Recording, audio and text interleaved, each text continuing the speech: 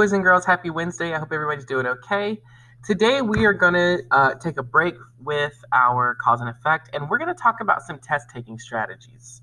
Because tomorrow you're going to be retaking your cause and effect test. So let's go ahead and just work on this. All right, so first we're going to start with the BrainPop video. So let's go ahead and start that.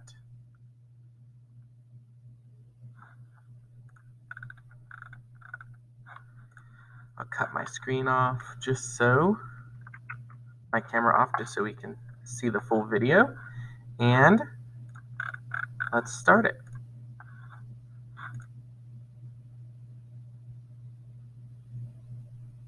Ah!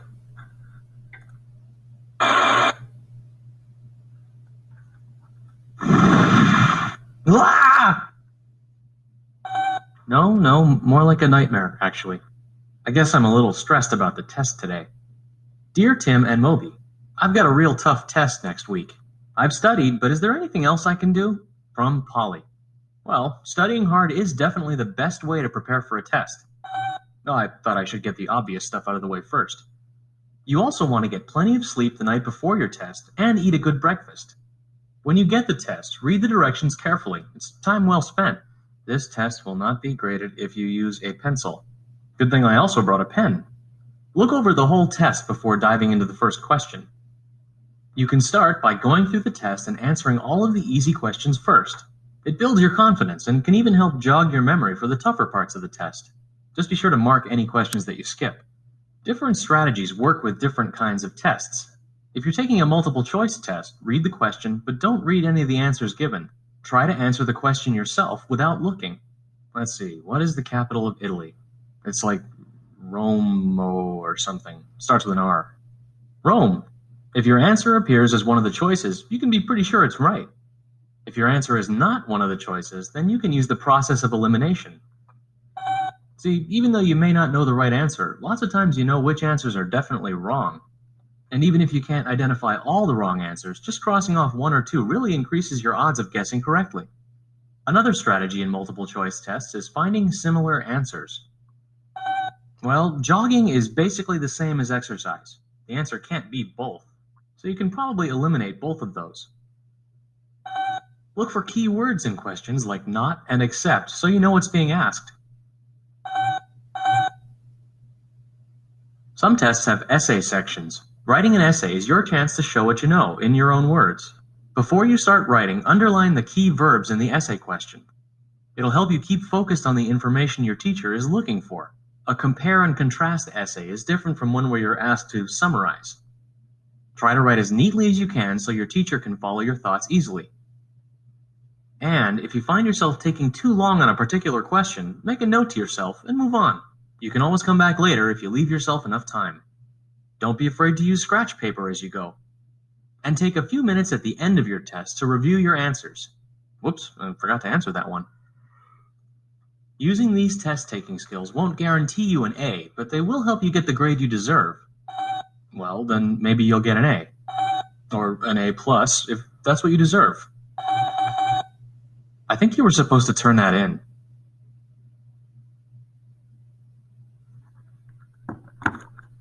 All right. So today we are going to be talking about doing some test-taking strategies. Let's see if I can turn my camera back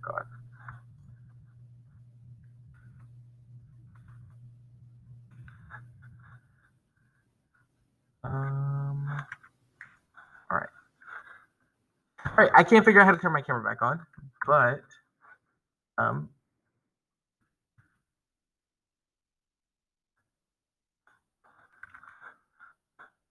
let's just keep going. New.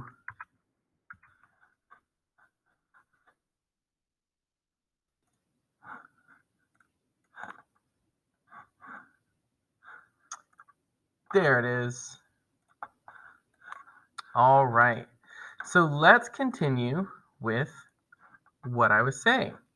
So yes, today we're going to be talking about some test-taking strategies because tomorrow you are going to be retaking your cause and effect test. So why do we take tests?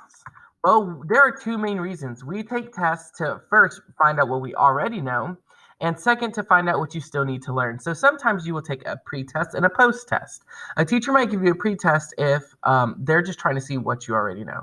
And some of you guys have heard that sometimes where we give you a test, we're like, don't worry about it. This is just going to help me figure out what you already know. But the second one is the more common one. We typically give tests to find out what you still need to learn after we've taught something. So your teacher may give you a test to see if they've been teaching something in a way you understand. If many people in the class get an answer wrong, your teacher will know that that's to teach that subject again in a new way that makes more sense. So if everybody in my class got a question wrong, I would say, okay, I would make a note in my head. I would be like, okay, everybody got that wrong, Mr. Cavendish. So you need to go back and you need to explain that better in a different way.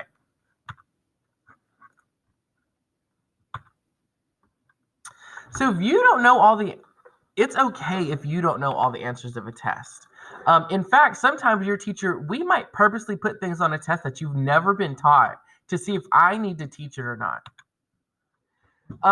There are some tests across the entire, there are some tests that kids across the entire country take.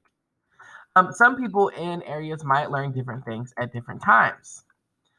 So on a state test, you might see some questions that you've never learned before. So on your EOG, for example, we're going to do our best to teach everything that you learned on the EOG.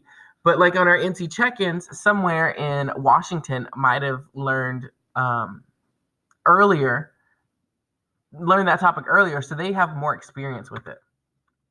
So, like I said, it's okay if you don't know every answer to a question. What matters is that you try your best even when it's hard. So there are a couple things that matters the most when taking a test. I want you to pause this video and see if you can answer this question. What matters most when taking a test? Is it getting every single answer right or trying your hardest? It's going to be trying your hardest. I don't care if you get every question wrong as long as you try your hardest. Great. It's actually okay if you don't know every answer. What is important is that you keep trying and keep doing your best. So did you know that there are some tricks and tips to help you do better on a test? Let's learn about them. So the first one is to be physically ready. So let's look at this scenario down here. Mia and Alicia were twins. They're going to take a test. They both study for it and usually get the same grades. The night before the test, Mia went to bed early to get plenty of rest. Alicia stayed up really late watching movies and playing video games. The morning of the test, Mia ate a healthy breakfast. Alicia woke up late and didn't have time to eat breakfast. Her stomach's growling right there if you see it. Mia made sure to dress in comfortable, warm clothes since it was cold outside. Alicia didn't have time to find her jacket on her favorite shoes, so she had to wear her tight, uncomfortable ones. Oof. So, who do you think is going to do better on their test? Who is physically ready? I would say Mia's going to do better on her test. She did much better on her test, even though they both studied the same amount and usually get the same grade. Why do you think Mia did better on her test? Well, Mia did better on her test because she was physically ready for the test, which means her body was ready to do its best. Alicia's body was not ready for a test. You have to make sure that you are physically ready to take a test. So on the morning of a test, make sure you've slept well, have eaten a healthy breakfast, and have dressed comfortably. This will help you do your best on the test. So click on what Alicia could do to be physically ready for her next test. Is it eat a healthy breakfast? Wear comfortable clothes? Stay up late. Is staying up late going to get her ready for her next test? No. So we're not going to stay up late. Is it get plenty of sleep? Yes. And eat candy for breakfast? No, absolutely not. All right. I forgot this thing had sound. All right, tip 2 is to cross out some answers. When there are several possible answers to a question on a test, try crossing out answers that you know are not correct.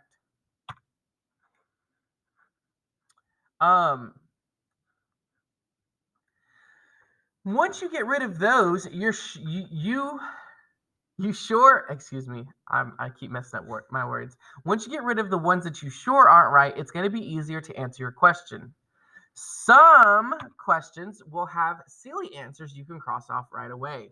I love to make a silly answer choice to see who's paying attention. If this is a math question and you have 5 times 100, is that going to equal a gazillion? No. So you would cross that out right away.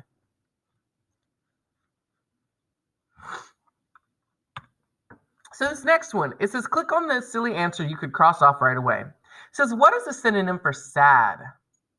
Well, I already know that it's not going to be supercalifragilisticexpialidocious. That doesn't even make sense. Could you imagine someone saying, I'm feeling sad, and instead they're saying, I'm feeling supercalifragilisticexpialidocious? That's just silly. After you cross off silly answers, if there are any silly answers, cross off any other answers you know aren't correct. And this person is showing their thinking. I know it's not bashful because that means shy. That means it's either B or D. So the word bashful means shy. So we already know that the answer is either going to be B or D.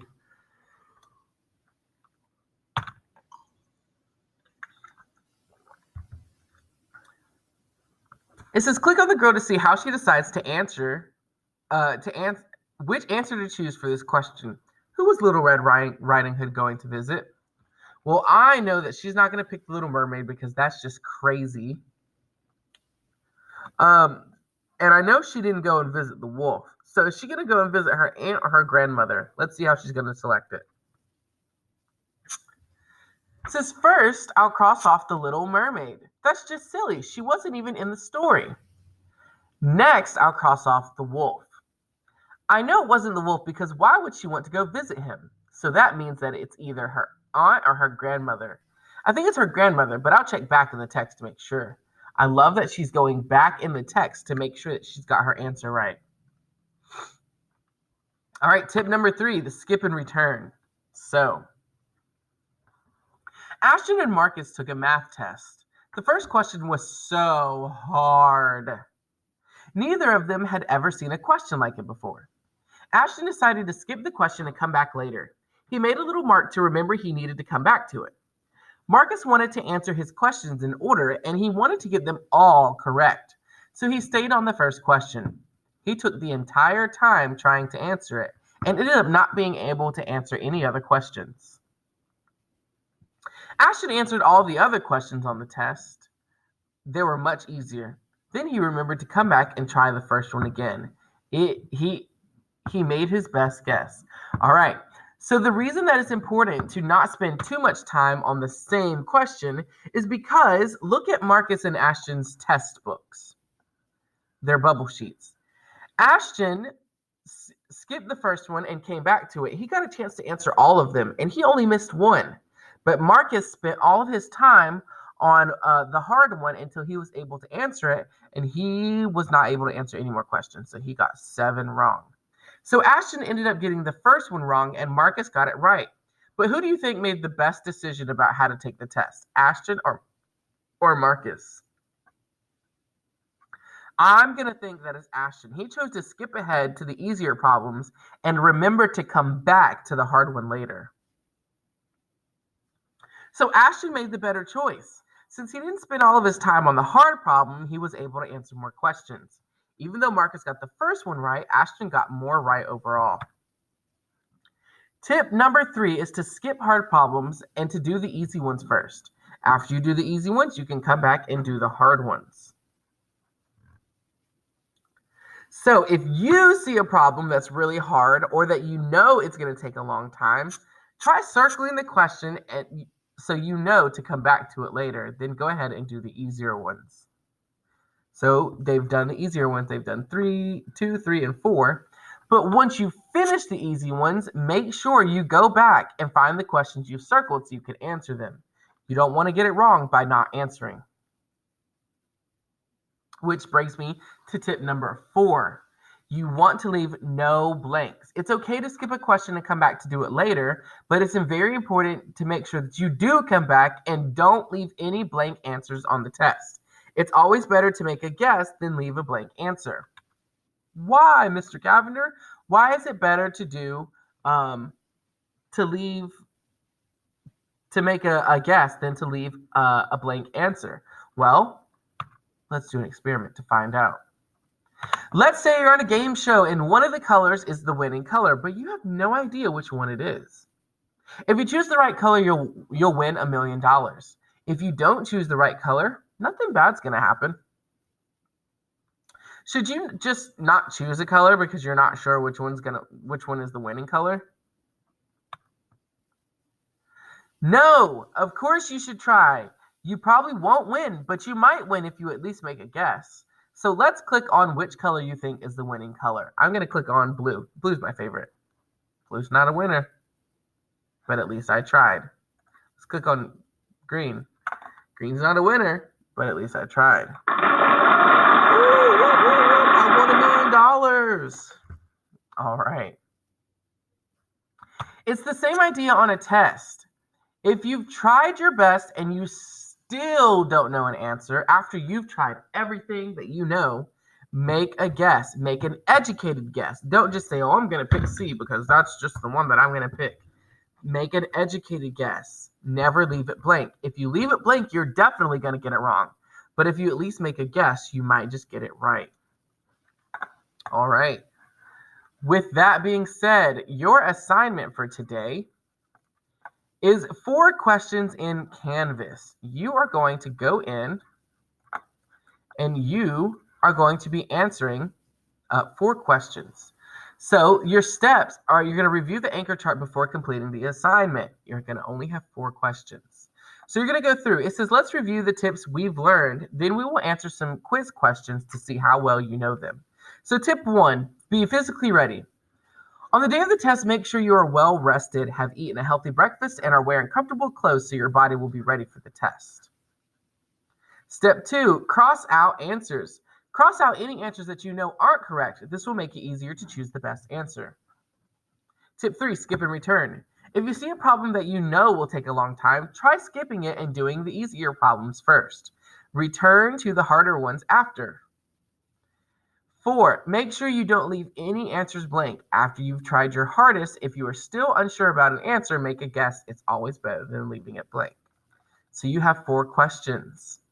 Make sure you're reading the questions in this top white box. You're going to then pick which tip the person should follow. After you're done, hit submit and your teacher will be able to give you some feedback. All right, boys and girls, have a great day. Good luck on your test tomorrow. Remember these test strategies. Have a good day. Bye.